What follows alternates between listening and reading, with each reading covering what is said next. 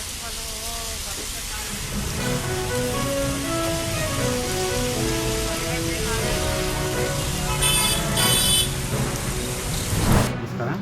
ನಾನು ಬೆಳಗಾವಿ ಜಿಲ್ಲೆಯ ಯುವ ಕಾಂಗ್ರೆಸ್ ಜಿಲ್ಲಾಧ್ಯಕ್ಷ ಸಾಗರ್ ದೇವಡಿಗೆ.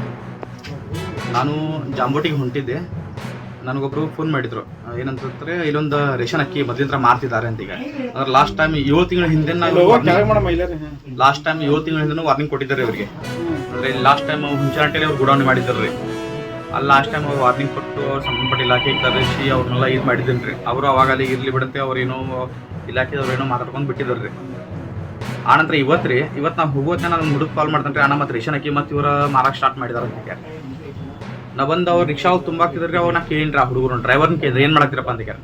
ಇಲ್ಲ ನಾ ಮತ್ತು ನನಗೆ 800 ರೂಪಾಯಿ ಬಾಡಿಗೆ ಕೊಡ್ತೀನಿ ಅಂತಂದ್ರೆ ನಾ ಬಂದಿದ್ದೆ. ಏನು ಮಾಡಾಕ್ತೀನಿ ಅಂತ. ಇಲ್ಲ ನಾ ಮತ್ತು ಅಕ್ಕಿ ಒಯ್ಯಾಕ್ತೀನಿ, ನಾ ಇಲ್ಲಿಂದ ಮತ್ತೆಲ್ಲೋ ಬೆಳಗಾವಿಗೆ ಒಯ್ಯಬೇಕು ಅಂತ ಹೇಳಿದಾರು ಅಂತ ಹೇಳಿದ್ರು.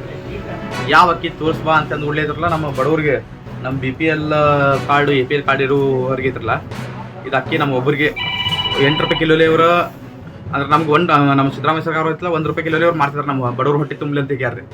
ಬಟ್ ಇವರು ಬೇರೆದವ್ರ ಕಡೆ 8 ರೂಪಾಯಿ ಕಿಲೋ ಇವ್ರು ತೊಗೊಂಡು ಅಕ್ಕಿನ ಅದನ್ನು ಪಾಲಿಶ್ ಮಾಡಿ 25 ರೂಪಾಯಿ ಕಿಲೋ ಇವ್ರು ಮಾರ್ತಿದ್ದಾರೆ ರೀ.